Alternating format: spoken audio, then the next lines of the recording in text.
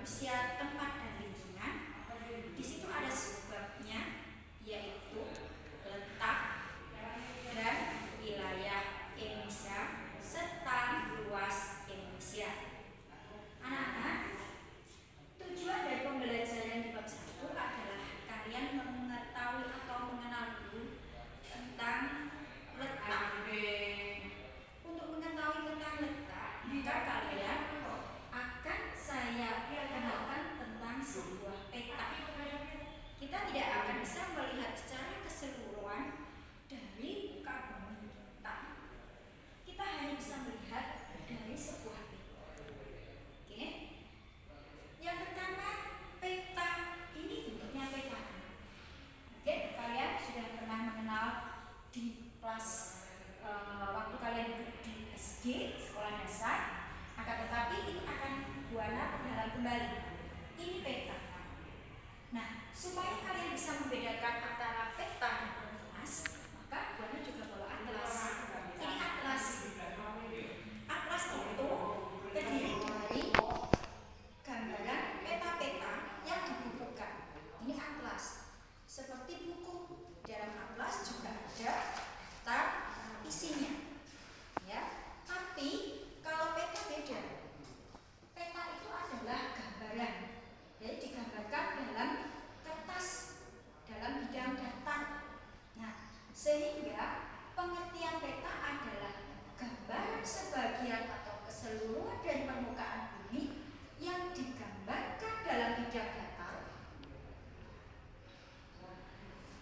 digambarkan dalam bidang datar atau dilukiskan dalam bidang datar dengan menggunakan skala tertentu. Ya, ini peta.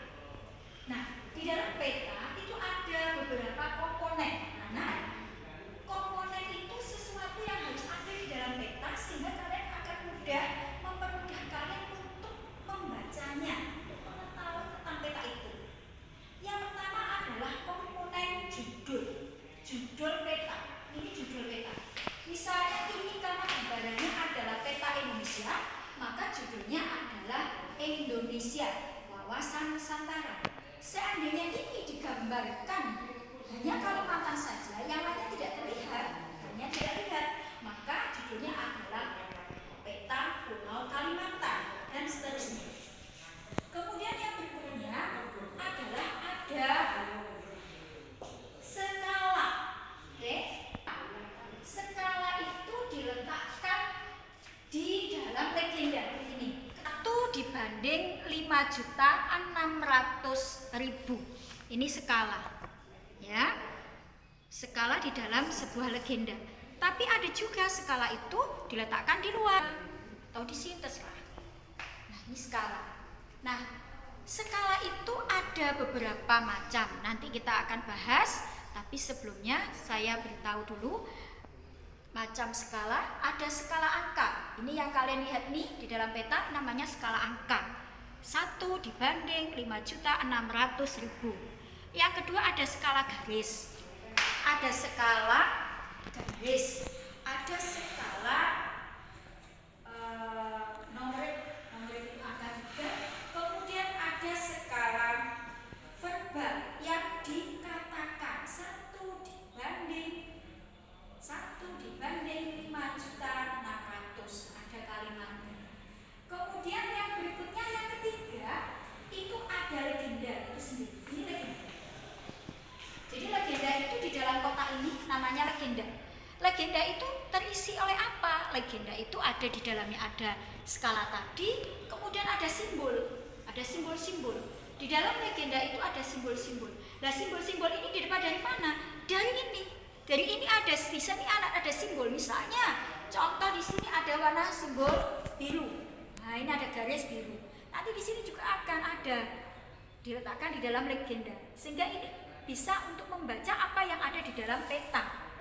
Nah, simbol itu ada beberapa macam. Yang pertama simbol titik. Misalnya ibu kota negara. Ini ibu kota negara simbolnya. Nanti kita lihat, oh simbolnya ini, ibu kota mana misalnya? Ibu kota negaranya satu kan, Indonesia, yaitu Jakarta. Nah, di sini Jakarta. Kemudian simbol garis, ini simbol garis. Sebagai batas, ini adalah simbol garis. Nah, batas antar provinsi, batas antar kabupaten, batas antar kecamatan. Kemudian simbol jalan raya itu pakai simbol garis. Kemudian ada simbol warna. Nah, ini warna. Kalau kalian perhatikan, ini ada warna kuning, ada hijau, ada biru, ada biru keputih-putihan, ada biru banget. Nah, ini adalah simbol warna. Ada coklat, ini juga simbol warna. Nah, ini punya arti sendiri-sendiri anak-anak. Kalau warnanya biru, terlalu biru seperti ini, berarti ini laut yang dalam. Kalau agak putih, biru muda, laut dangkal. Kan semakin dekat ke daerah daratan itu berarti warnanya biru muda, karena ini daerah pantai dangkal. Kemudian hijau. Hijau itu ada bermacam-macam juga degradasinya, akan tetapi biasanya langsung warna hijau. Hijau itu menunjukkan dataran rendah. Berarti kalau ini berarti daerah dataran rendah 0 sampai 200 meter, ini dataran rendah. Kemudian kalau warna kuning, nah ini kuning, ini kuning, sini kuning. Ini bukan ya, ini bukan karena karena ketinggian, tapi ini perbedaan negara lain. Jadi batasannya warna kuning seperti ini ada warna kuning, ada warna kuning. Nah, ini dataran tinggi. Sedangkan warna coklat ini daerah pegunungan. Coklat daerah pegunungan, ya. Dataran tinggi itu lebih rendah daripada pegunungan. Yang paling tinggi adalah pegunungan. Kemudian gunung itu disimbolkan dalam simbol titik, ya. Kemudian yang berikutnya adalah simbol area.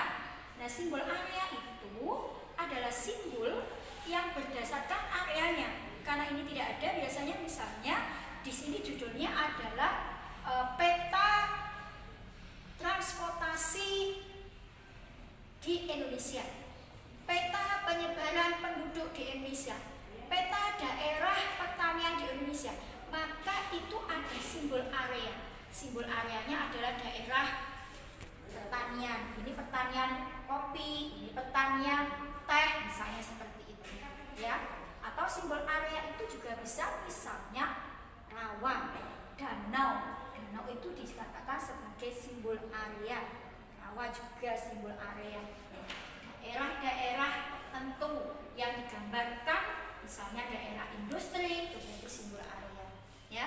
Daerah pertambangan itu nanti simbol area. Jadi ada simbol titik, ada simbol garis, ada simbol warna, ada simbol area. Oke.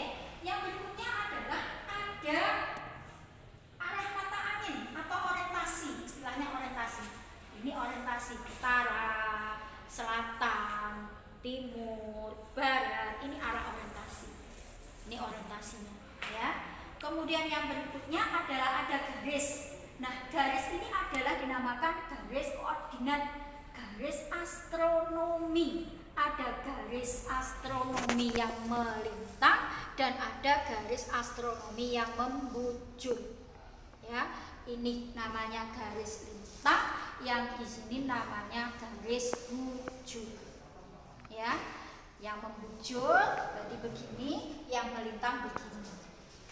Nah, ini garis lintang dan garis bujur. Kemudian yang berikutnya adalah ada penerbit. Nah, ini siapa sih yang menerbitkan? CV Buana Baru Yogyakarta. Sebenarnya juga harus ada tahunnya. Jadi tahun kapan dia diterbitkan itu akan lebih lengkap. Misalnya diterbitkan tahun 2000. Kalau sudah terlalu lama ya tidak bisa digunakan. Kenapa demikian? Karena mungkin sudah kedaluarsa, ada perbedaan wilayah atau pemetaran wilayahnya, sehingga harus ada tahunnya. Nah, kemudian yang berikutnya biasanya ada namanya inset, anak-anak. Inset itu ada peta kecil. Nah, ini bisa inset ini namanya. Ini namanya inset. Peta kecil di dalam peta yang besar. Nah, ini menunjukkan di Indonesia ini ada gambar Indonesia kecil. Indonesia itu terletak di mananya sih dengan peta dunia, dengan wilayah di dunia. Ini kan ada Afrika, ada Eropa, ada Asia, ada Australia, ada Amerika. Oh, berarti di sini Indonesia. Ini namanya inset. Yang berikutnya adalah ini. Ada garis tepi. Ini adalah garis tepi. Ya, yang melingkari dari sebuah gambar peta garis tepi. Sehingga komponen peta tadi saya simpulkan yang pertama ada judul, kemudian ada skala, ada legenda, ya. Kemudian 4 ada orientasi, kemudian ada garis koordinatnya ini, garis lintang dan garis bujur, kemudian ada inset, ada sumber peta, kemudian ada sumber atau penerbitnya, tahun penerbitnya, kemudian yang berikutnya ada garis tepinya. Kemudian anak-anak, ini tentang komponen peta. Sekarang Bu Ana lanjutkan dengan letak. Oke, letak itu dibagi, sekarang kaitannya dengan wilayah ini, saya akan bicarakan tentang 2 letak. Letak geografis dan letak astronomis. Apa yang dimaksud letak geografis? Letak geografis adalah letak suatu wilayah yang sebenarnya di permukaan bumi. Contoh Indonesia ini, secara letak geografis ini letak Indonesia di antara apa? Nah, di antara Samudra Pasifik dan Samudra Hindia. Ini letak geografis. Kenyataan di permukaan bumi memang Indonesia itu di antara Samudra Pasifik, Samudra Hindia, juga di antara benua Australia, dan di atas ini adalah benua Asia. Jadi secara keseluruhan letak geografis Indonesia dibatasi. Nah, yang sebelah utara ada benua Asia, sebelah selatan ada Australia dan Samudra Hindia, kemudian sebelah timur ada Samudra Pasifik, sebelah barat ada Samudra Hindia. Ini letak geografis. Sedangkan letak astronomis adalah letak berdasarkan garis lintang. Nah, garis lintangnya apa anak-anak? Ini tadi garis lintangnya. Ini Bu Ana katakan tadi garis melintang. Yang ini garis membujur. Nah, Indonesia itu terletak di garis lintang. Ini kan 0 sampai tarik ke bawah, paling bawah. Kita tarik paling bawah. Oh, ternyata lintang paling bawah itu 11 derajat lintang selatan. Mengapa dikatakan lintang selatan, Bu? Karena ini 0. Ke bawah dari 0 ini lintang selatan. Jadi batas pulau yang terkuat ini kita tarik cari di samping. Oh, ternyata 11. Ini 12 di atasnya. 11 derajat lintang selatan sampai yang paling atas, berarti paling utara. Paling utara kita tarik. Seret. Oh, ternyata lintangnya berapa? 6 derajat lintang utara. 11 derajat lintang selatan, 6 derajat lintang utara. Ya. Atau 6 derajat lintang utara, 11 derajat lintang selatan. Sedangkan bujurnya kita tarik yang paling timur dan yang paling barat. Kita mulai yang paling timur dulu. Ini Papua yang paling timur berbatasan dengan Papua New Guinea. Berapa ini? 141 bujur timur. Yang paling barat sini. Ini adalah Pulau W, Pulau Sabang dari Merauke, Sabang sampai Merauke. Nah, ini yang paling barat kita tarik juga. Ternyata ketemunya 95. Jadi 95 bujur timur sampai 141 bujur timur. Jadi Indonesia itu berada di bujur timur, bukan di bujur barat. Ya, Indonesia keseluruhan ada di bujur timur. Saya ulangi lagi, letak astronomisnya Indonesia 6 derajat lintang utara, yang paling utara 11 derajat lintang selatan, 95 derajat bujur timur, 141 derajat bujur timur. Ini letak astronomis.